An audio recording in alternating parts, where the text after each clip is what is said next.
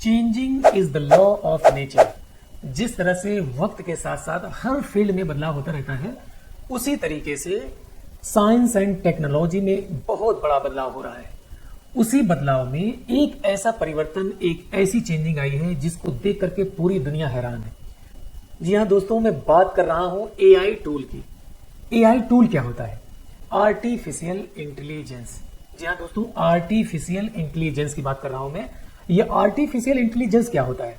अगर हम बोलचाल की भाषा में इसको हम समझें तो आर्टिफिशियल इंटेलिजेंस का मतलब होता है बनावटी दिमाग, या यूं कहें मानव निर्मित या मानव रचित बुद्धिमत्ता या दिमाग, जो कि एकदम ह्यूमन बीइंग की तरह काम करता है। अगर हम उससे कोई सवाल करते हैं, कोई कमांड हम देते हैं, तो वो हमें एकदम ह्यूमन बीइंग की तरह उसको ट्रीट करके उसको बहुत ही सिस्टमेटिक वे में उसका जवाब देता है। तो इसी तरीके से इंटरनेट पर बहुत सारे एआई टूल मौजूद हैं जो कि ग्राफिक फील्ड में एक रामबाण की तरह काम कर रहे हैं। उनमें से एक टूल है चैट जीपीटी। जी हाँ दोस्तों, मैं बात कर रहा हूँ चैट जीपीटी की। और चैट जीपीटी का मतलब क्या होता है? Chat generative pre trained transformer. और इसको हम सरल भाषा में अगर हम सीखें या जानें, अपनी बोलचाल की लैंग्वेज में सीखें, ये जो है यूजर्स के द्वारा पूछे गए लिखित सवाल का जवाब बहुत ही सिस्टमेटिक वे में देता है, बिल्कुल ह्यूमन बीइंग की तरह। ये जवाब को कहीं से सर्च करके नहीं लाता, बल्कि जवाब को जनरेट करता है। जैसे गूगल का काम है, गूगल पे आप सर्च करते हैं तो गूगल का काम क्या है? तो वो जवाब को सर्च करके आपके सामने रखता है। चैट जीपीटी का काम है, कोई भी हम सवाल उससे करते हैं तो वो जो है जवाब को सर्च नहीं करता, बल्कि जिस तरीके से किसी इंसान से हम सवाल करेंगे तो वो जो है अपनी सूझबूझ से, अपने दिमाग से उस क्वेश्चन को समझ करके अपनी बात पेश करेगा, अपना जवाब पेश करेगा। उसी तरीके से ये अपनी सूझबूझ से ये जवाब बना करके देगा।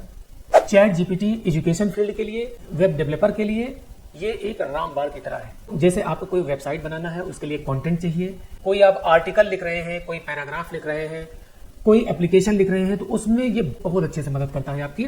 जैसे कोई कंटेंट राइटिंग आपको लिखना है, कंटेंट कोई बनाना है, किसी भी वेब पेज के लिए आपको पूरा कंटेंट तैयार करना है, एक क्लिक में आपका पूरा कंटेंट बनके तैयार हो जाएगा।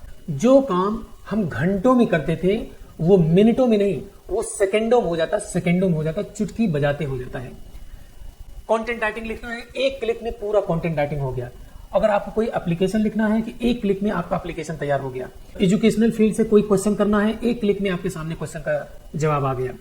या आपको कोई मोरल स्टोरी लिखना है, बच्चों के लिए कोई स्टोरी लिखना है, एजुकेशनल स्टोरी बनाना है, कोई मोरल स्टोरी बनाना है, कोई फनी स्टोरी बनाना है, वीडियो बनाने के लिए आपको कोई कंटेंट राइटिंग लिखना है, तो उसके लिए बहुत जबरदस्त टूल है ये। तो चलिए हम चलते हैं, अपने स्क्रीन की तरफ रुख करते हैं। मैंने ओपन किया, ये ब्राउजर है। अब मैं यहाँ पर लिख रहा हूँ चैट जीपीटी, यहीं पर डायरेक्ट मैं लिख रहा हूँ चैट जीपीटी। जैसे फर्स्ट टाइम आप इसको ओपन करेंगे तो आपसे ये लॉगिन करने के लिए पूछेगा। लॉगिन करने के लिए आपका जो गूगल अकाउंट है या जीमेल है, उसी से आप इसको लॉगिन कर सकते हैं बहुत ही आसानी से। और चाहे आप मोबाइल में करना चाहें, चाहे आप सिस्टम पर करना चाहें, लैपटॉप पर करना चाहें, बड़ी ही आसानी से आप लॉगिन कर सकते हैं। और इस तरीके से आपको इंटरफेस मिलेगा और इसमें आप कोई भी क्वेश्चन करेंगे, उस क्वेश्चन का जवाब आपको तुरंत मिल जाएगा। जैसे मैं इसी से पूछता हूं कि व्हाट इज चैट जीपीटी। अब देखिए ये जवाब दे रहा है कि चैट जीपीटी क्या है। अब लिखा chat GPT is a state of the art language model developed by open AI. Open AI नाम की एक कंपनी है, उसी ने इसको बनाया है। वाइड रेंज की टॉपिक को ये कवर करता है, कुछ भी ह्यूमन बीइंग की तरह ये आपके सवालों का जवाब देता है। तो चलिए इससे हम और कोई सवाल पूछते हैं कि क्या जवाब देता है ये। लिखता हूं मैं, what is the use of chat GPT in the field of graphic designing. अब देखिए ये किस तरीके से ये हमारे सामने जवाब पेश कर रहा है। Chat GPT can be A valuable tool in the field of graphic design in several ways. इस तरीके से वो क्या है? Brain storming and idea generation. इसको हम brain storming and idea generation के लिए यूज कर सकते हैं। Design feedback and critic, concept explanation, mockup description, assisting with copywriting, learning and research, उसके बारे में डिटेल से दिया गया है। और भी मैं इससे सवाल करता हूं, जैसे पूछता हूं मैं, please right a moral story for kids.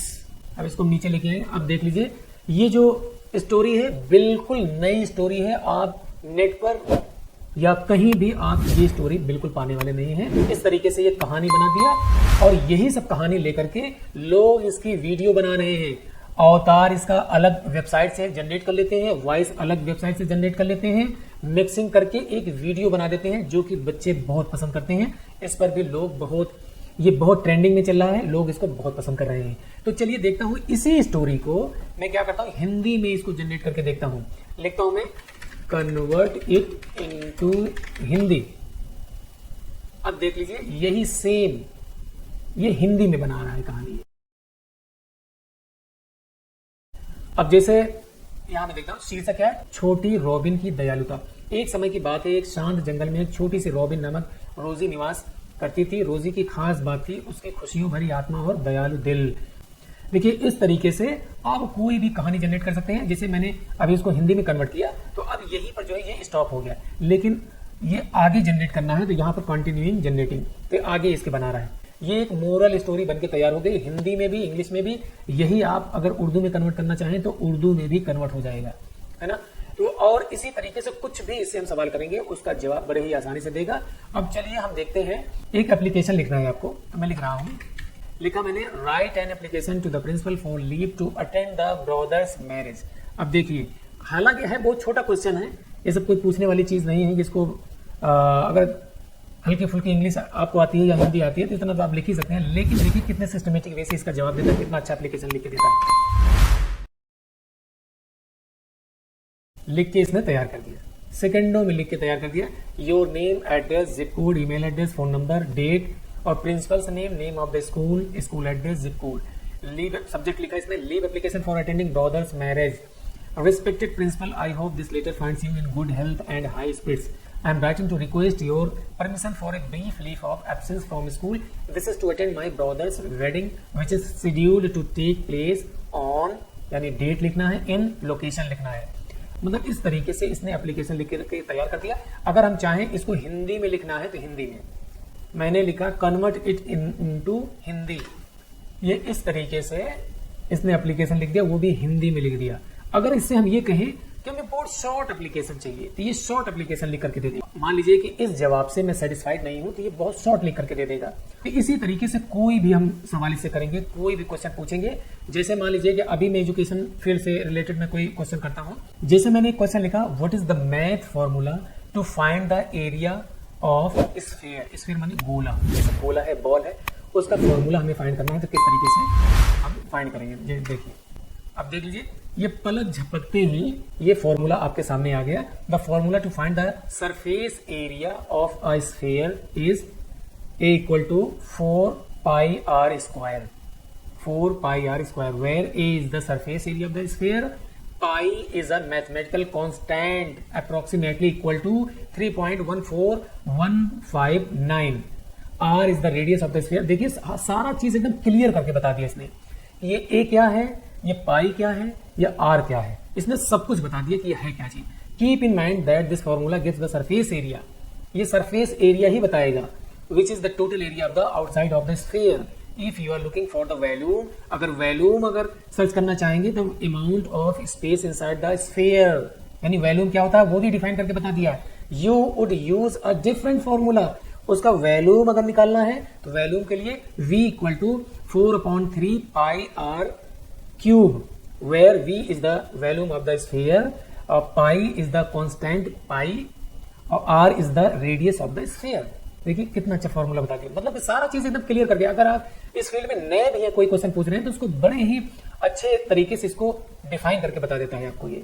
तो उम्मीद करता हूं कि आपको ये बहुत पसंद आएगा। कि तो आने वाले टाइम में मैं इसके ऊपर बहुत सारी वीडियोस बनाऊंगा कि और भी किस तरीके से इसका इस्तेमाल किया जा सकता है और ग्राफिक फील्ड में इसका क्या इस्तेमाल किया जा सकता है वो भी मैं बताऊंगा। तो मुझे उम्मीद है ये वीडियो आपको काफी पसंद आई होगी और काफी नॉलेज मिली होगी इस वीडियो से। इस वीडियो से आप काफी फायदा उठा सकते हैं। अगर आप एजुकेशन फील्ड में हैं तो इससे आप काफी फायदा उठा सकते हैं। अगर आप ग्राफिक के फील्ड में है, डिजाइनिंग के फील्ड में है, काफी फायदा उठा सकते हैं। उसके बारे में मैं नेक्स्ट वीडियो में बताऊंगा कि ग्राफिक फील्ड में अगर आप हैं तो उसमें किस तरीके से आप इससे फायदा उठा सकते हैं, वो मैं नेक्स्ट वीडियो में बताऊंगा।